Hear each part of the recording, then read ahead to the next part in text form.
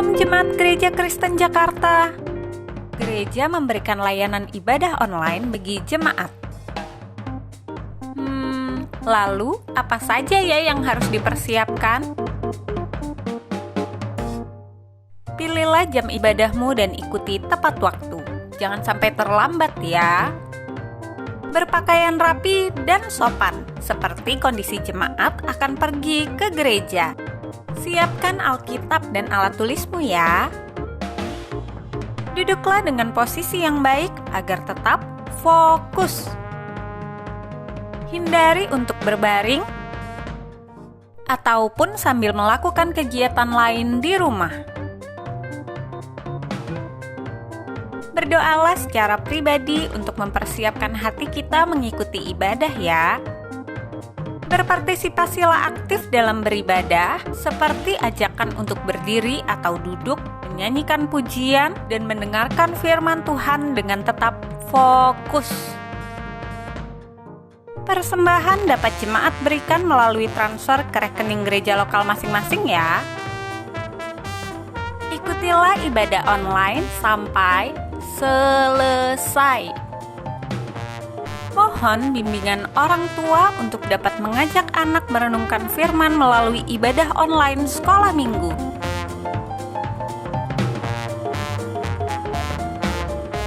Selamat beribadah, Tuhan Yesus memberkati.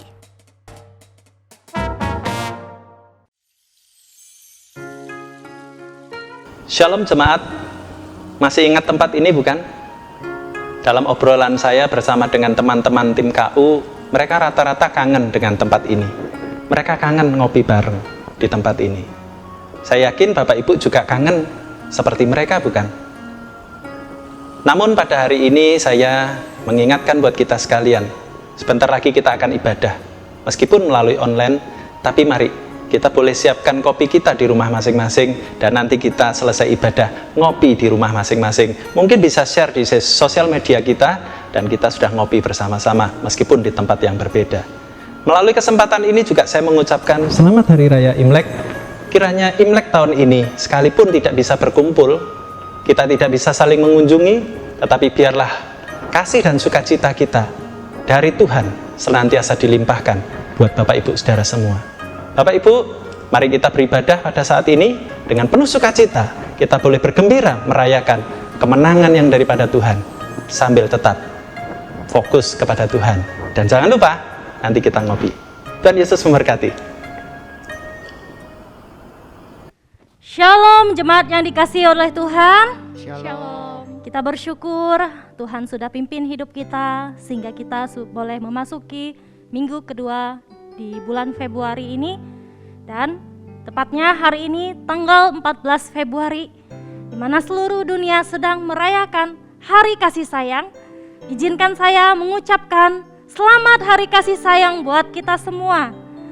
Dan saya kasih waktu kepada saudara-saudari untuk boleh mengungkapkan rasa kasih sayang kalian kepada keluarga yang ada di dekat Anda. Mungkin itu suami, istri maupun anak-anak kalian. Peluk mereka dengan pelukan yang hangat. Katakan kalau kalian mengasihi mereka.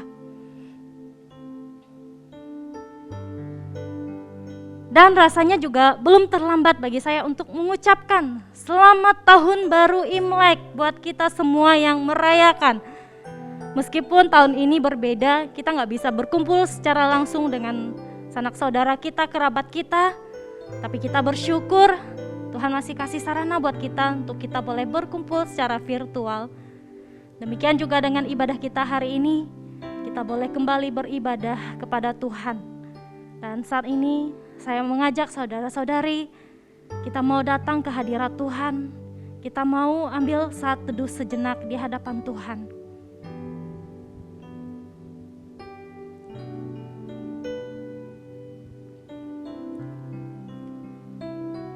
Firman Tuhan berkata, "Tetapi aku, berkat kasih setiamu yang besar, aku akan masuk ke dalam rumahmu, sujud menyembah ke arah bait-Mu yang kudus dengan takut akan Engkau. Tuhan, tuntunlah aku dalam keadilan-Mu karena seteruku, ratakanlah jalan-Mu di depanku. Mari kita mau mulai ibadah ini di dalam nama Allah Bapa, Allah Putra, dan Allah Roh Kudus. Amin.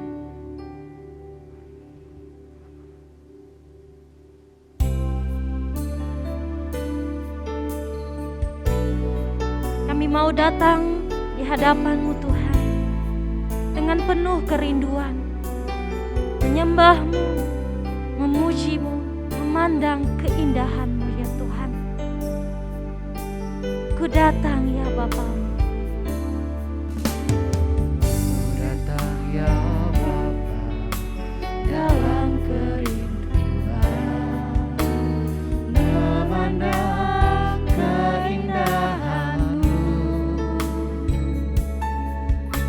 Ku berikan segalanya, semuanya yang ada. Ku ingin menyenangkan hati-Mu, oh Tuhan. Datang ya Bapa. Ku datang ya Bapa dalam kerinduan, memandang keindahan-Mu.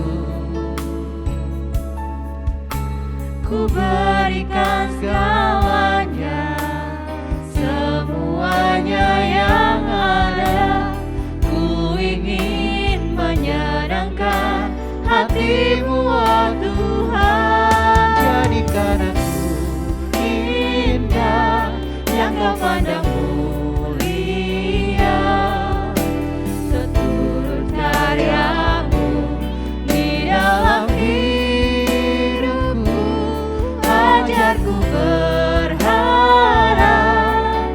hanya kepadamu, taat dan setia kepadamu, Tuhan. Sekali lagi kita mau katakan, ku datang ya Bapa. Ku datang ya Bapa dalam kerinduan, memandang keindahan-Mu. Ku berikan segalanya, semuanya yang ada. Ku ingin menyenangkan hati-Mu, oh Tuhan. Jadikan aku indah yang Kau pandang mulia, seturut karya-Mu di dalam hidupku. Ajarku berharap hanya kepadamu, taat dan setia kepadamu, Tuhan. Jadikan aku indah yang Kau pandang mulia, seturut karya-Mu di dalam hidupku. Ajarku berharap hanya kepadamu, taat dan setia kepadamu, Tuhan.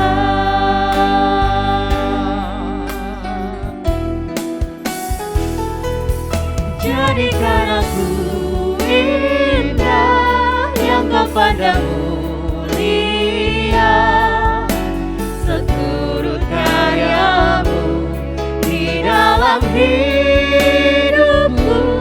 Ajarku berharap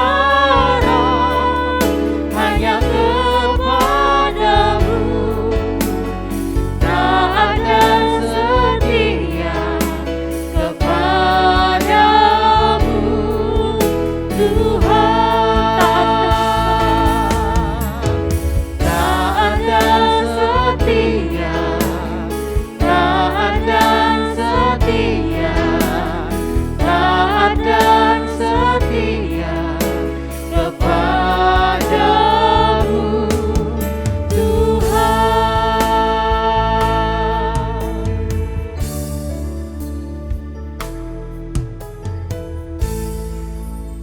Kami bersyukur Tuhan buat pimpinan penyertaan-Mu, buat kasih-Mu yang begitu besar bagi kami Tuhan. Terima kasih Tuhan Yesus. Hari ini kami masih diberikan kekuatan, kesehatan. Terima kasih ya Tuhan. Dan hari ini Tuhan, ketika kami datang beribadah kepada Engkau, kami mau bawa hati kami yang rindu, hati kami yang sungguh-sungguh rindu untuk dekat dengan-Mu Tuhan.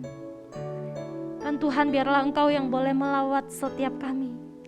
Ibadah ini Tuhan juga Tuhan yang lawat dari awal, pertengahan hingga berakhirnya ya Tuhan.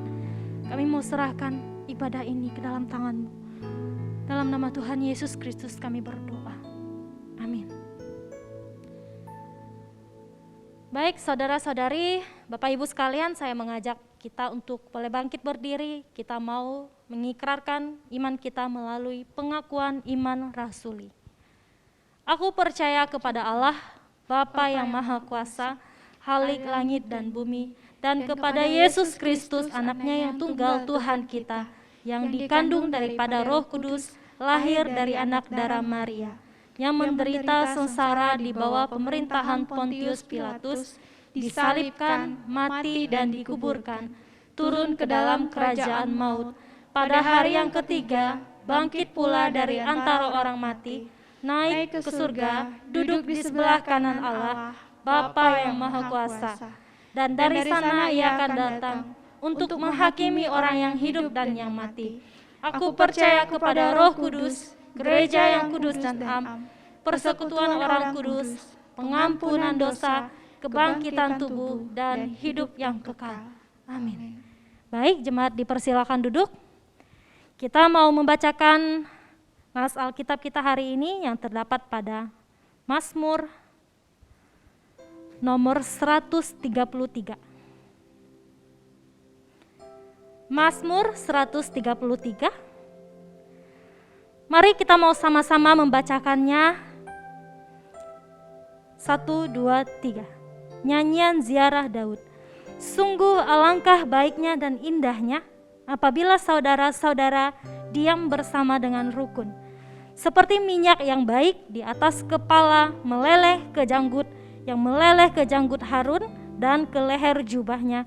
Seperti embun gunung Hermon yang turun ke atas gunung-gunung Sion. Sebab kesanalah Tuhan memerintahkan berkat kehidupan untuk selama-lamanya. Amin. Baik, sekarang saya mengajak saudara-saudari, Bapak Ibu sekalian boleh bangkit berdiri.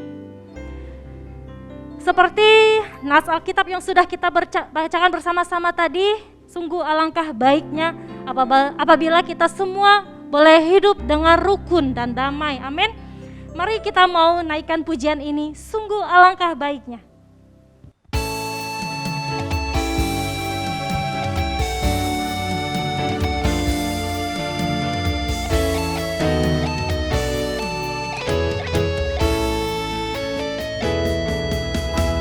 Sungguh alangkah baiknya, sungguh alangkah indahnya bila saudara semua hidup rukun bersama. Sungguh alangkah baiknya, sungguh alangkah indahnya bila saudara semua hidup rukun bersama. Seperti minyak di kepala Harun yang ke janggut dan jubahnya turun, seperti embun di bukit Hermon mengalir ke bukit Sion. Sebab kesanalah Allah memerintah agar berkat-berkat-Nya tercurah, serta memberikan anugerah hidup selama-lamanya.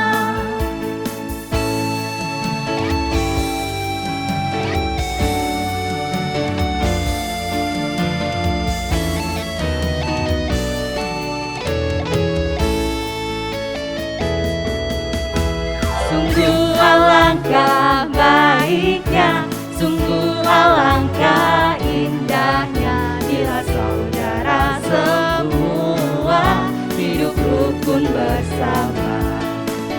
seperti minyak di kepala Harun yang kejangkutan jubahnya turun, seperti embun di bukit Hermon mengalir ke bukit Sion.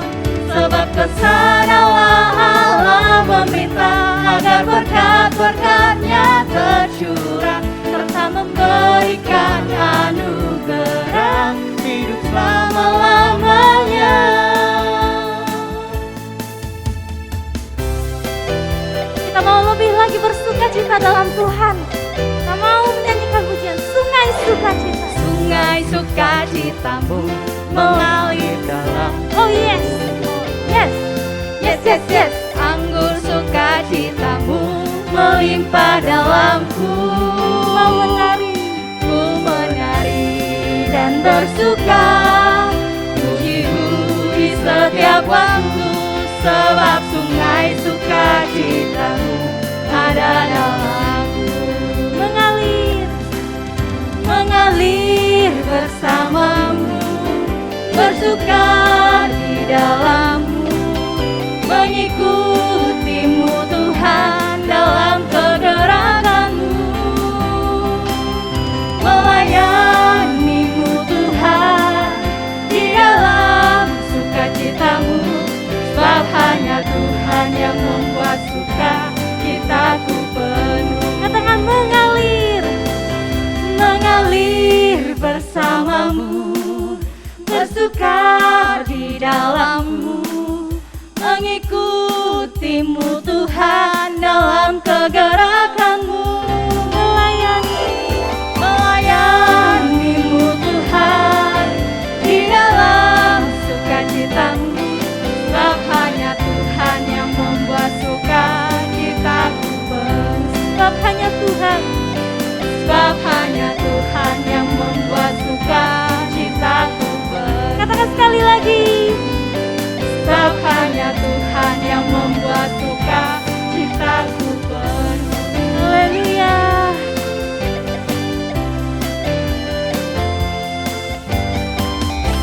Yang bersukacita boleh kasih tepuk tangan buat Tuhan kita. Haleluya. Amin. Jemaat dipersilakan duduk.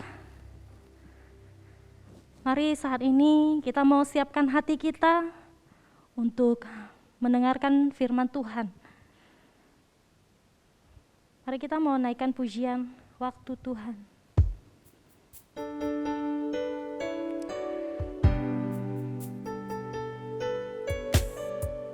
Sebab kita tahu bila Tuhan mengizinkan segala sesuatu terjadi dalam hidup kita, pasti akan mendatangkan kebaikan buat hidup kita. Jika sesuatu terjadi, Ku percaya semua untuk kebaikanku. Bila nanti telah tiba waktumu, ku percaya kuasa-Mu memulihkan hidupku. Waktu Tuhan, Waktu Tuhan pasti yang terbaik. Walau kadang tak mudah dimengerti, lewati cobaan, ku tetap percaya waktu Tuhan pasti yang terbaik. sekali lagi kita nyanyikan. Bila Kau izinkan sesuatu terjadi, semuanya untuk kebaikan setiap kami. Kami percaya Tuhan. Bila Kau izinkan sesuatu terjadi, ku percaya semua untuk kebaikanku. Bila nanti telah tiba waktumu, ku percaya kuasa-Mu memulihkan hidup. Waktu Tuhan,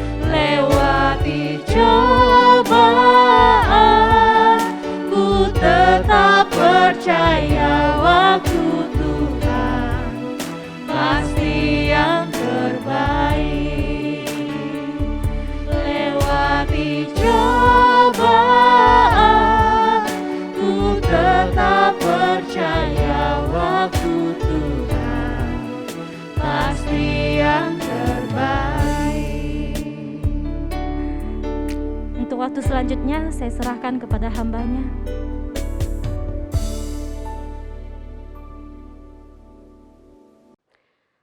Shalom jemaat yang dikasihi Tuhan. Saya bersyukur kalau kita hari ini masih bisa bertemu dalam ibadah pada hari ini. Baik, pertama saya ingin mengucapkan selamat Tahun Baru Imlek bagi jemaat yang merayakannya, dan juga selamat Hari Kasih Sayang. Karena pas hari ini ya sedunia merayakan Hari Kasih Sayang, dan biarlah lewat Hari Kasih Sayang ini kita terus diingatkan untuk kita boleh menyatakan kasih Tuhan baik di dalam keluarga kita maupun bagi orang yang di sekitar kita. Baik, sebelum mendengarkan kebenaran firman Tuhan, mari kita bersatu di dalam doa. Bapa kami yang di surga, kami bersyukur buat kesempatan yang begitu indah. Kami boleh beribadah bersama, memuji Tuhan, menyembah Allah kami. Kami bersyukur Tuhan untuk kebersamaan, kesatuan hati yang Tuhan berikan kepada gereja-Mu. Tuhan, kami ingin menyerahkan juga secara khusus pemberitaan firman Tuhan yang akan disampaikan. Kiranya sungguh firman-Mu itu boleh mengajar kami, menegur kami. Bagaimana kami boleh hidup sebagai anak-anak Tuhan. Terima kasih Tuhan, berkati baik hamba-Mu yang menyampaikan maupun jemaat Tuhan yang mendengar, setiap kami diberkati. Di dalam nama Tuhan Yesus Kristus kami berdoa dan mengucap syukur. Amin. Baik, kita pada hari ini akan sama-sama merenungkan sebuah tema, yaitu berkat dalam kerukunan. Mungkin tadi worship leader sudah membacakan satu bagian firman Tuhan yang terdapat di dalam Mazmur 133, dan saya tidak akan mengajak jemaat untuk membacanya kembali. Jemaat hanya bisa untuk kasih tanda saja ya, supaya nanti kita bisa tidak susah untuk membukanya karena kita akan membahasnya. Tetapi kembali saya akan mengajak kita untuk buka di dalam Filipi, satu bagian firman Tuhan lagi, yaitu Filipi pasal 2 ayat 1 sampai ayat yang keempat. Filipi pasal 2 ayat 1 sampai ayat yang keempat. Saya bacakan, Bapak, Ibu, Saudara menyimak ya. Judul perikop, nasihat supaya bersatu dan merendahkan diri seperti Kristus. Jadi karena dalam Kristus ada nasihat, ada penghiburan kasih, ada persekutuan roh, ada kasih mesra dan belas kasihan. Karena itu, sempurnakanlah sukacitaku dengan ini. Hendaklah kamu sehati sepikir dalam satu kasih, satu jiwa, satu tujuan, dengan tidak mencari kepentingan sendiri atau puji-pujian yang sia-sia. Sebaliknya, hendaklah dengan rendah hati yang seorang menganggap yang lain lebih utama daripada dirinya sendiri. Dan janganlah tiap-tiap orang hanya memperhatikan kepentingannya sendiri, tetapi kepentingan orang lain juga. Baik Bapak Ibu Saudara, saya akan memulai dengan menceritakan masa kecil saya. Saya ada 7 bersaudara, saudara. Ada 7 bersaudara dengan beda usia, ada yang 1 tahun, ada yang 2 tahun, dan juga ada yang 3 tahun. Tentu dengan beda usia seperti itu dan di masa yang masih anak-anak, pasti ada masa-masa ribut atau bertengkar ya. Jangankan 7 bersaudara, 2 bersaudara saja kadang bisa ribut. Nah, mungkin entah itu ribut karena hal-hal sepele atau bahkan sampai kepada hal pembagian tugas. Jadi waktu kami masih kecil, kami sudah ada tugas masing-masing di dalam rumah. Ya. Dan yang saya masih ingat sekali, sebelum makan, kami selalu diajarkan itu untuk menyapa atau memanggil papa mama, ya. Pa, ma, makan, ya. Kemudian papa mama akan membalas dengan mengatakan, saya menggunakan bahasa Ke ya, shit shit mo xiong chao ya, yang artinya Makan, jangan ribut atau jangan bertengkar. Perkataan ini selalu dikatakan oleh papa mama kami. Sampai-sampai bahkan pada hari ini pun ya kadang saya juga mengatakan hal yang demikian kepada anak-anak saya. Puji Tuhan karena doa dan didikan dari orang tua yang takut akan Tuhan, ya. Sampai sekarang kami 7 bersaudara bersama ipar-ipar hidup akur. Walau terkadang ada perbedaan pendapat atau pandangan. Apa yang mau saya sampaikan dari cerita saya ini? Yang saya mau sampaikan bahwa setiap orang tua merindukan anak-anaknya hidup rukun, bukan? Ya, saya percaya itu adalah kerinduan setiap orang tua. Bahkan kita yang sudah menjadi orang tua pasti merindukan anak-anak kita hidup rukun dan tidak bertengkar atau tidak ribut. Kemudian juga pasangan, ya. Setiap pasangan mendambakan keluarga yang harmonis, ya. Dan setiap orang jauh di dalam lubuk hatinya sebenarnya mendambakan kerukunan atau hidup damai dengan orang lain. Kenapa? Karena waktu manusia pertama Adam dan Hawa jatuh ke dalam dosa, gambar dan rupa Allah itu tidak hilang, tetapi rusak. Bukan hanya dalam lingkup keluarga, tetapi juga dalam lingkup masyarakat, bahkan sampai lingkup pemerintah. Makanya ada yang namanya RT, ya kita tahu ya, rukun tetangga. Kemudian juga ada RW, rukun warga, yakni kepanjangan tangan dari pemerintah untuk memelihara dan melestarikan nilai-nilai kehidupan bermasyarakat. Namun kenyataannya tidaklah demikian, saudara. Ya, banyak keluarga yang hancur karena pertengkaran. Ini sudah banyak kita dengar ya kalau ditanya, kenapa ribut gitu ya. Biasanya jawabannya itu hal-hal yang sepele. Iya Bu, saya mencet odolnya dari bawah, suami mencet odolnya dari tengah. Ya, itu bisa jadi suatu hal yang memicu keributan. Mungkin ada lagi hal yang lain, kenapa ribut? Iya Bu, saya baru tahu setelah saya nikah ternyata suami saya ngorok Bu, saya nggak tahan. Ya. Banyak keluarga hancur karena hal-hal sepele yang tidak diselesaikan dan tidak saling menerima satu dengan yang lain. Kemudian juga ada persaudaraan retak. Ya, karena perselisihan ini biasanya lebih banyak kepada karena warisan ya. Kita tahu banyak saudara-saudara putus hubungan ya karena harta warisan. Ya, sangat ironis saudara. Bahkan teman jadi musuh karena pertikaian. Nah, ini tidak perlu saya jelaskan Bapak Ibu Saudara yang pengusaha, yang dagang ya pasti sudah tahu ya. Banyak sekali hal-hal yang terjadi. Tidak ada kerukunan. Bahkan baru-baru ini saya mendengar di televisi ada anak yang menggugat ayah kandungnya hanya karena masalah kepemilikan rumah. Kemudian ada berita yang lain, ada seorang anak yang tega membakar rumah orang tuanya hanya karena ketika diminta uang untuk ngobat tidak diberi oleh orang tuanya.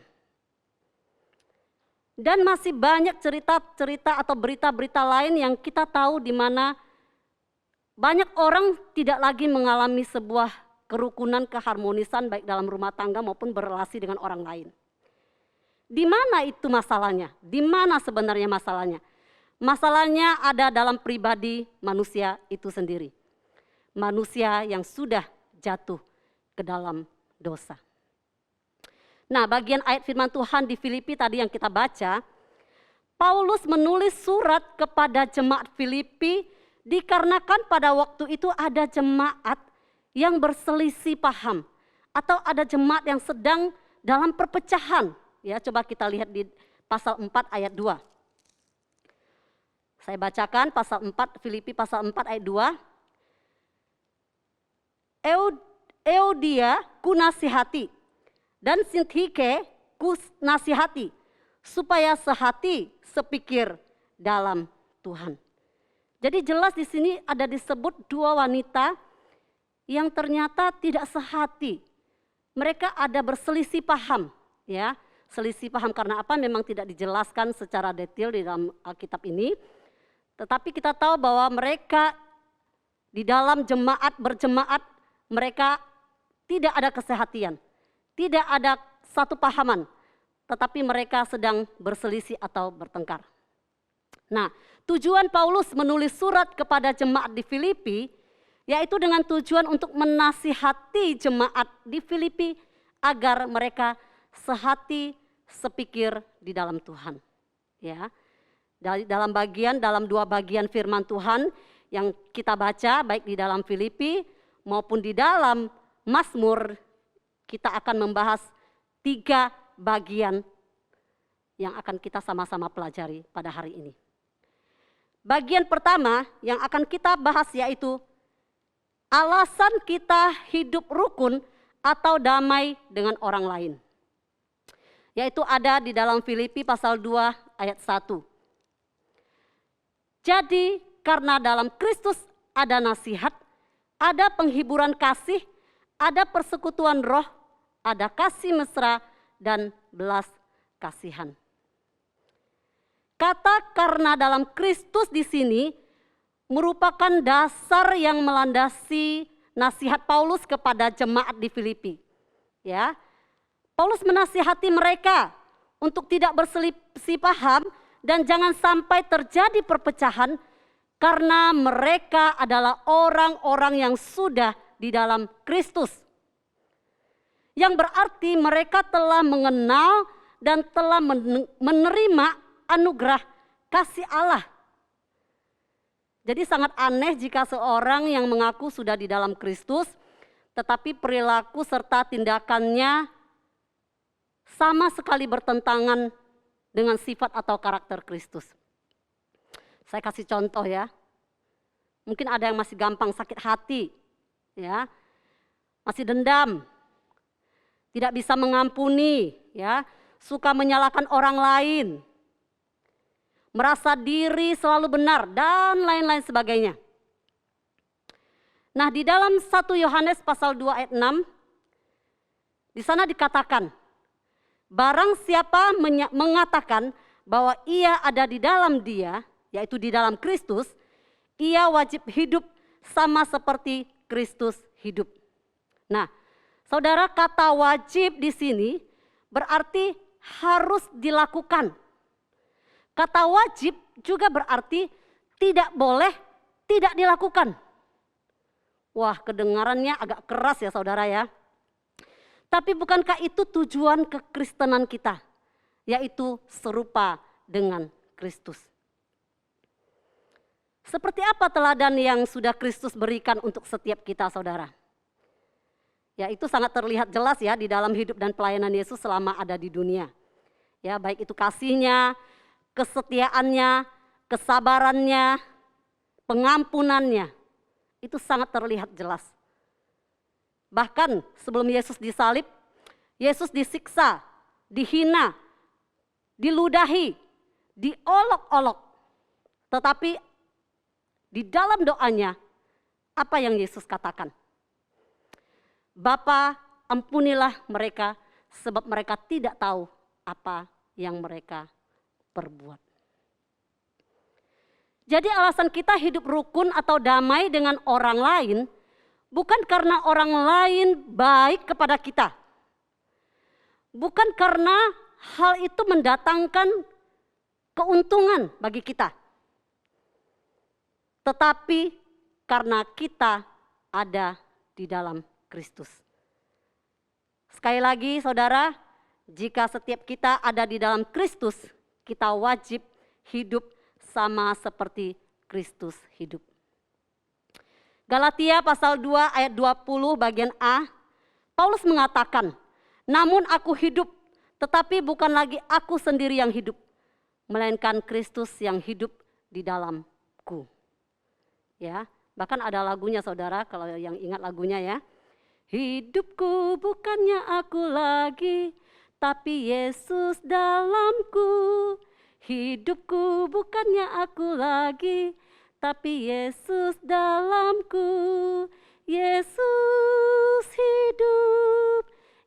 hidup dalamku. hidupku bukannya aku lagi, tapi Yesus dalamku. Bagaimana dengan hidup kita selama ini, saudara? Sudahkah Yesus sungguh-sungguh hidup dalam setiap kita? Jika Yesus sungguh-sungguh ada dan hidup di dalam hidup setiap kita, maka itu akan terlihat jelas dari bagaimana kita berelasi dengan anggota keluarga dan sesama kita. Baik, itu bagian pertama tadi, alasan kita hidup rukun atau damai dengan orang lain. Bagian kedua yang akan kita bahas yaitu cara kita mewujudkan hidup rukun. Di awal tadi sudah saya katakan bahwa setiap keluarga, setiap pasangan, bahkan setiap orang mendambakan atau merindukan hidup rukun atau damai dengan orang lain. Namun kerukunan itu tidak hanya cukup didambakan. Ya, tidak cukup didambakan saja, tetapi harus diciptakan atau diusahakan. Nah, Paulus menasihati jemaat di Filipi dan juga kepada setiap kita hari ini untuk sehati, sepikir, satu kasih, satu tujuan. Bagaimana caranya? Kita lihat di ayat 2 sampai ayat keempat. Karena itu sempurnakanlah sukacitaku dengan ini. Hendaklah kamu sehati sepikir dalam satu kasih, satu jiwa, satu tujuan. Dengan tidak mencari kepentingan sendiri atau puji-pujian yang sia-sia. Sebaliknya, hendaklah dengan rendah hati yang seorang menganggap yang lain lebih utama daripada dirinya sendiri. Dan janganlah tiap-tiap orang hanya memperhatikan kepentingannya sendiri, tetapi kepentingan orang lain juga. Bagaimana caranya kita bisa sehati sepikir, satu kasih, satu tujuan? Yang pertama, di sini dikatakan di ayat 2 dan 3, tidak mencari kepentingan sendiri atau puji-pujian, tetapi rendah hati menganggap orang lain lebih utama. Dan yang kedua, jangan hanya memperhatikan kepentingan sendiri, itu ada di ayat 4. Dua bagian ini saya simpulkan dengan satu kalimat, yaitu tidak egois. Ya. Tidak melulu saya. Saya yang harus diperhatikan. Saya yang harus dipuji. Saya yang harus didahulukan. Semua berhasil karena saya. Dan masih banyak lagi yang fokusnya hanya kepada diri sendiri. Nah, suatu hari saudara, ada sekelompok kuda liar yang sedang merumput di padang belantara. Tiba-tiba muncul seekor harimau yang sedang mencari mangsa. Serentak kuda-kuda itu melindungi diri dengan cara berdiri dan saling berhadapan membentuk lingkaran. Ya, jadi mereka pintar ya, mereka berdiri, saling berhadapan dan mereka bentuk lingkaran. Alhasil harimau pun takut untuk mendekat. Karena apa saudara? Karena takut kena tendang. Ya. Oh, tapi tidak kehilangan akal saudara harimau ini dengan tipu muslihatnya. Kemudian dia berkata, wah, sungguh barisan yang bagus. Kalau boleh aku tahu kuda pintar mana ya yang mencetuskan ide ini? Wah, mendengar hal itu kuda-kuda itu pun termakan hasutan. Oh, mereka mulai ribut, mereka mulai berdebat. Siapa yang pertama mencetuskan ide tadi? Nah, karena tidak ada mendapatkan kata sepakat, akhirnya mereka tercerai-berai. Karena ribut mereka tercerai-berai. Mereka tidak fokus lagi kepada harimau yang akan memangsa mereka. Nah, kalau sudah seperti itu maka harimau dengan mudahnya memangsa kuda-kuda liar tersebut. Kita tidak bisa akan sehati sepikir, satu kasih dan satu tujuan ketika kita fokus pada kepentingan diri sendiri. Jelas Paulus melanjutkan di dalam ayat 5 sampai ayat 8. Di situ dikatakan apa? Paulus menasihati agar setiap kita menaruh pikiran dan perasaan yang terdapat juga di dalam Kristus. Coba ya saya bacakan ya di ayat 5 sampai 8. Hendaklah kamu dalam hidupmu bersama menaruh pikiran dan perasaan yang terdapat juga dalam Kristus Yesus. Yang walaupun dalam rupa Allah tidak menganggap kesetaraan dengan Allah itu sebagai milik yang harus dipertahankan, melainkan telah mengosongkan dirinya sendiri dan mengambil rupa seorang hamba dan menjadi sama dengan manusia. Dan dalam keadaan sebagai manusia, ia telah merendahkan dirinya dan taat sampai mati, bahkan sampai mati di kayu salib.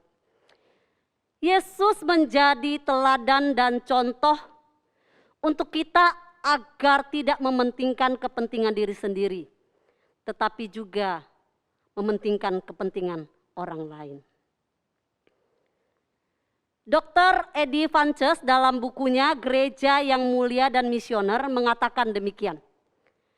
Dalam persekutuan yang kuat, seluruh jemaat dipanggil untuk saling menerima, menghormati, menghibur, menguatkan, melayani, menanggung beban, memberi semangat, dorongan, dan pertolongan. Dengan demikian jemaat dilatih untuk tidak hidup bagi dirinya sendiri, tetapi belajar mementingkan orang lain dan hidup bagi orang lain juga berdasarkan kasih karunia dari Kristus. Bapak Ibu Saudara, bagaimana dengan hubungan kita dengan anggota keluarga kita? Bagaimana relasi kita dengan sesama kita? Apakah masih ada perselisihan atau pertengkaran dalam keluarga, dengan saudara seiman, atau dengan orang lain yang di sekitar kita? Kalau masih ada, mari kita mau rendahkan hati di hadapan Tuhan, datang pada Tuhan, mohon pengampunannya dan juga pertolongannya agar kita dapat bereskan relasi atau hubungan yang rusak tersebut. Baik, itu bagian kedua. Cara kita mewujudkan hidup rukun atau damai dengan orang lain. Yang ketiga, bagian ketiga yang akan kita bahas yaitu berkat dalam kerukunan. Saya mengajak kita buka di dalam Mazmur 133. Mazmur 133, saya bacakan ayat 1 sampai 3. Persaudaraan yang rukun, nyanyian ziarah Daud. Sungguh alangkah baiknya dan indahnya apabila saudara-saudara diam bersama dengan rukun. Seperti minyak yang baik di atas kepala meleleh ke janggut, yang meleleh ke janggut Harun dan ke leher jubahnya. Seperti embun gunung Hermon yang turun ke atas gunung-gunung Sion. Sebab kesanalah Tuhan memerintahkan berkat kehidupan untuk selama-lamanya. Dalam Mazmur 133 ini berkat atas orang yang hidup dalam kerukunan digambarkan dengan dua hal. Ya. Yang pertama digambarkan seperti minyak di kepala Harun. Itu jelas kita baca tadi di ayat kedua ya. Nah, di Timur Tengah kuno minyak yang dicampuri rempah-rempah dan wangi dipakai untuk menguatkan dan melicinkan rambut serta memelihara kulit. Ya. Terus seorang tamu biasanya disambut dengan dituangkan minyak di atas kepalanya atau diminyaki kakinya. Ya. Ini di Timur Tengah kuno ini ada tradisi-tradisi seperti itu ya. Nah, adat itu pun dikenakan pada Yesus. Ketika seorang wanita datang meminyaki kaki Yesus dan menyekanya dengan rambut. Ya, itu kita tahu ceritanya ada dalam firman Tuhan, ada dalam Alkitab.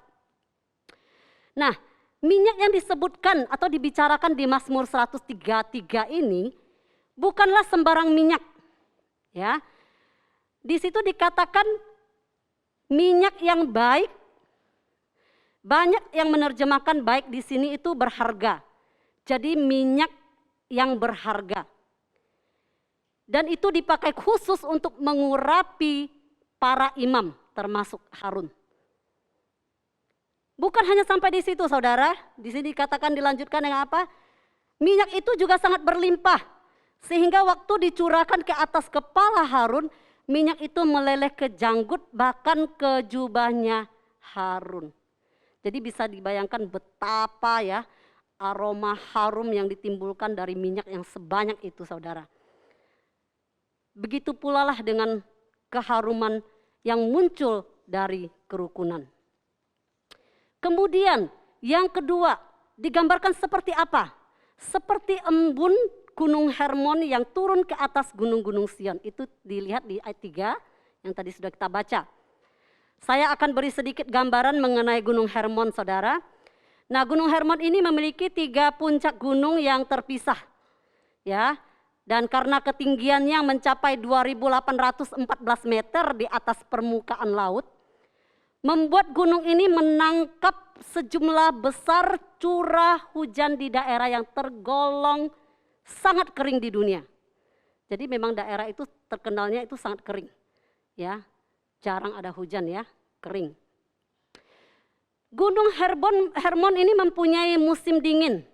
Ya, di mana ketika musim dingin itu datang salju menutupi seluruh 3 puncak gunung itu. Jadi waktu musim dingin, puncak-puncak gunung itu bersalju, ditutupi salju. Nah, yang hebatnya adalah air yang mencair dari puncak gunung bersalju itu meresap ke lubang-lubang di bebatuan dan muncul sebagai mata air di kaki gunung. Dan hebatnya membentuk sungai-sungai. Nah, kemudian aliran-aliran ini yang kemudian menyatu menjadi sungai Yordan, saudara. Dapat kita lihat di sini bahwa Gunung Hermon memberi kehidupan bagi sekitarnya.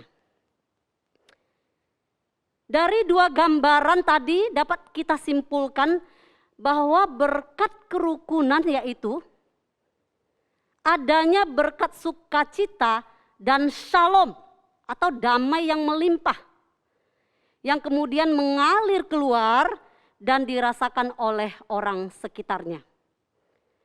Nah, orang yang hidup dalam kerukunan itu pasti hidupnya itu jadi berkat, saudara. Ya, pasti jadi berkat bagi orang lain. Di mana di situ orang akan merasa aman, merasa nyaman, tenang, damai, ya. Saya teringat dengan sebuah iklan yang sudah cukup lama ya. Nggak ada lu, nggak rame ya. Kalau saya ngomong begitu pasti pada ingat, oh iya ada iklannya ya. Di mana kehadiran kita itu seperti dinanti-nantikan atau diharapkan oleh orang-orang di sekitar kita. Tapi jangan sebaliknya, saudara ya. Jangan sebaliknya malah ada yang berkata, hore, nggak ada dia gitu kan. Atau asik, nggak ada dia, yes, yes, yes gitu kan. Wah, jangan sampai saudara, jangan sampai kita itu dihindari orang ya. Saya kembali mengutip perkataan Dr. Eddie Vances, persekutuan yang kokoh juga akan menjadi kesaksian yang indah, efektif, dan produktif bagi dunia yang memang sudah kehilangan kasih yang sejati. Nah, Bapak Ibu Saudara, selain berkat sukacita dan shalom, yang kedua saya percaya ada berkat atas apa yang kita kerjakan atau usahakan. Coba kita bayangkan mungkin atau bahkan kita pernah ngalami ya. Bagaimana sih perasaan kalau kita itu setelah bertengkar atau ribut dengan seseorang, ini habis ribut nih ya, bagaimana kira-kira suasana hati kita? Wah, saya percaya suasana hati kita itu pasti nggak bersemangat, ya. Nggak ada mood ngerjakan apapun, nggak ada mood, nggak ada sukacita, bahkan bawaannya emosi, ya. Di sini kita tahu bahwa ketika seseorang kehilangan sukacita atau shalom, apapun yang dia kerjakan itu tidak maksimal. Kalau sudah seperti itu saudara, bagaimana kita mau diberkati? Ingat, Tuhan tidak pernah memberkati kita dengan menjatuhkan sekarung uang atau sekarung beras dari langit, saudara. Tidak. Tetapi walaupun Tuhan bisa melakukannya, karena Tuhan Maha Kuasa. Tetapi Tuhan selalu memberkati kita lewat apa yang kita kerjakan atau usahakan. Dan juga bisa lewat orang lain. Pertanyaannya, saudara mau diberkati? Tanya orang sebelahnya, mau diberkati? Mari hiduplah dalam kerukunan, saudara. Sudahkah kita memberi damai bagi sekitar kita? Apakah hidup kita sudah menjadi berkat? Apakah kehadiran kita disukai orang atau malah sebaliknya? Baik, saya akan menyimpulkan apa yang kita bahas pada pagi hari ini. Yang pertama, alasan kita hidup dalam kerukunan yaitu karena kita ada di dalam Kristus dan kita wajib hidup sama seperti Kristus hidup. Yang kedua, cara mewujudkan hidup dalam kerukunan yaitu sehati sepikir, satu kasih dan satu tujuan. Dengan tidak mementingkan diri sendiri, tetapi juga kepentingan orang lain. Yang ketiga, berkat dalam kerukunan yaitu sukacita dan shalom atau damai yang melimpah. Serta berkat atas apa yang kita kerjakan atau usahakan, sehingga berkat itu juga dapat dirasakan, mengalir keluar, ya, dirasakan oleh orang sekitar kita. Baik Bapak Ibu Saudara, saya percaya kerinduan setiap kita setelah mendengar firman Tuhan pagi ini, setelah kita tahu apa yang Tuhan mau atas hidup anak-anak Tuhan, hidup rukun, hidup di dalam kerukunan, hidup dalam kebersamaan, hidup di dalam kesatuan. Walaupun memang kita masing-masing punya pandangan yang berbeda, masing-masing kita punya cara pola pikir yang berbeda, ya. Tapi saya percaya ketika kita memiliki sebuah kerendahan hati untuk saling menerima, saling menghargai, mengasihi, saya percaya semua itu bukanlah sebuah masalah. Mari Bapak Ibu Saudara, hiduplah dalam kerukunan. Baik di tengah-tengah keluarga, maupun di dalam kita hidup bermasyarakat, maupun dalam hidup berjemaat.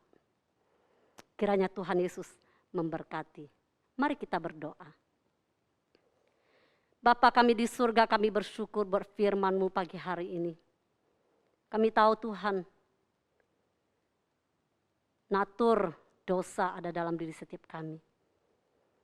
Kecenderungan untuk berbuat dosa itu ada pada kami.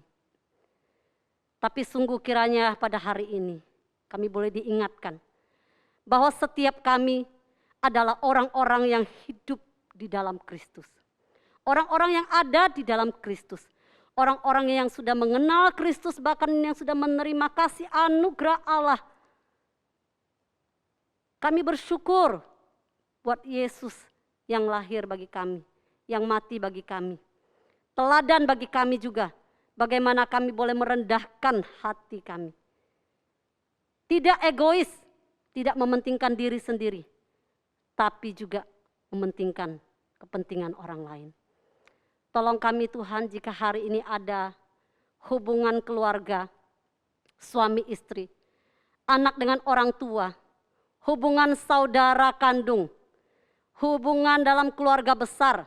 Mungkin ada yang sedang retak, ada yang sedang berselisih paham. Kami berdoa kiranya sungguh ada kasih Allah yang memulihkan di tengah-tengah mereka.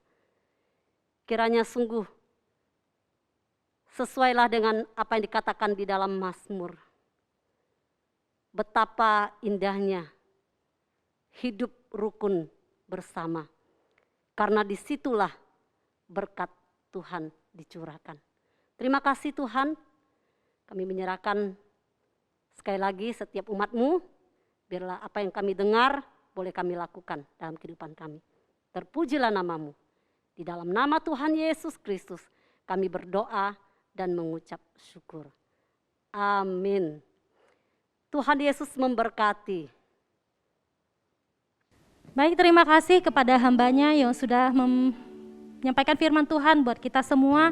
Kiranya Tuhan boleh terus berkati pelayanannya dimanapun beliau berada. Mari saat ini kita mau memberikan persembahan kita sebagai ucapan syukur kita karena Tuhan sudah memberkati hidup kita. Persembahan dapat diberikan dengan cara mentransfer ke rekening gereja lokal masing-masing maupun dengan cara scan barcode yang tertera di layar. Mari kita mau naikkan pujian, betapa hatiku berterima kasih.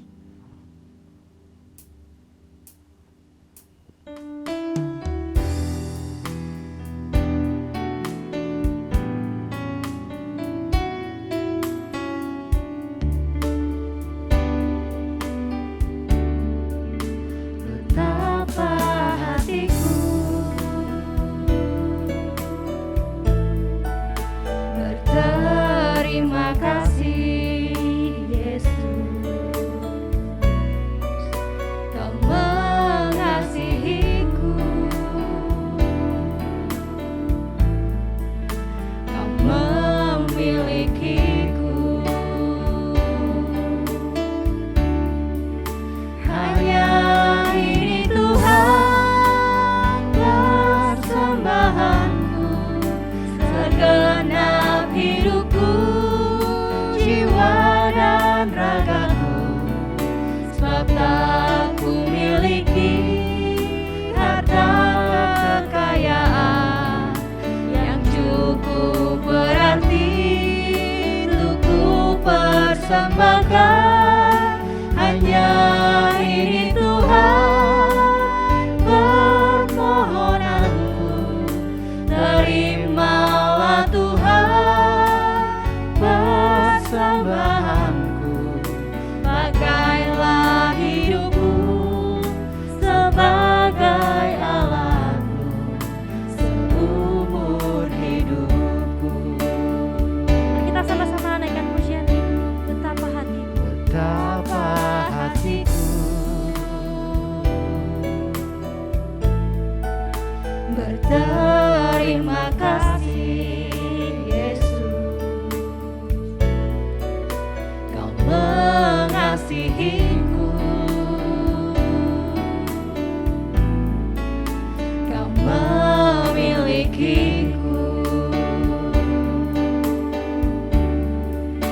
Hanya ini Tuhan persembahanku, segenap hidupku, jiwa dan ragaku, sebab tak ku miliki harta kekayaan yang cukup berarti untuk ku persembahkan. Hanya ini Tuhan permohonanku, terimalah Tuhan persembahanku, pakailah hidupku sebagai alatmu seumur hidupku. Pakailah hidupku, Pakailah hidupku sebagai alatmu seumur hidup. sekali lagi pakailah hidupku. Pakailah hidupku sebagai alatmu seumur hidupku.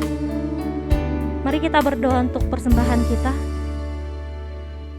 Kami mengucap syukur ya Tuhan buat setiap berkat Tuhan, buat setiap kebaikan Tuhan dalam kehidupan kami. Terima kasih Tuhan, kami sudah memberikan persembahan kami.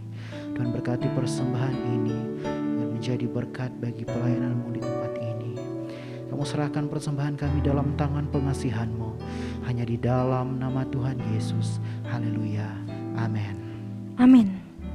Baik jemaat yang terkasih dalam Tuhan, mari kita mau sama-sama saksikan warta berikut ini.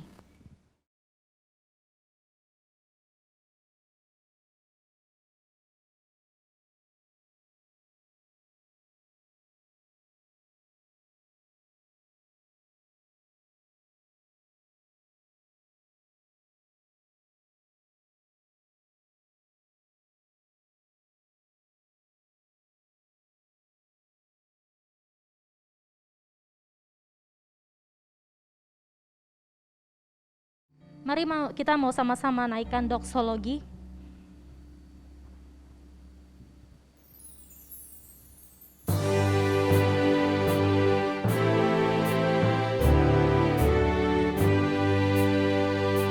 Puji Allah Bapa Putra, puji Allah Roh Kudus, ketiganya yang esa. Pohon selamat sumber berkah.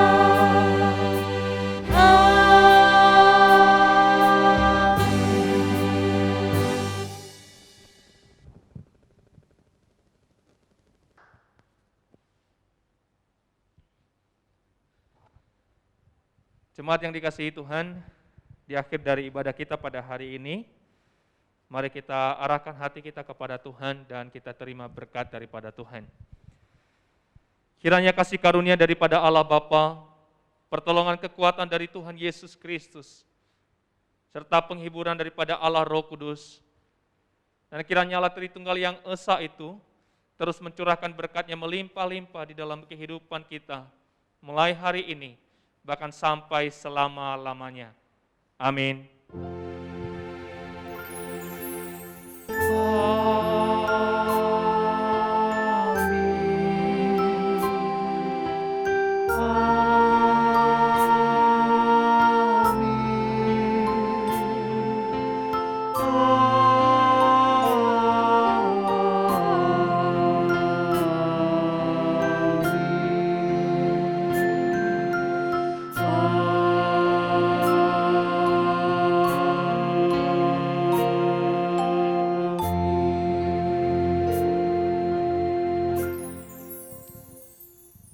Amin. Jemaat dipersilakan duduk kembali. Selamat hari Minggu. Tuhan Yesus memberkati.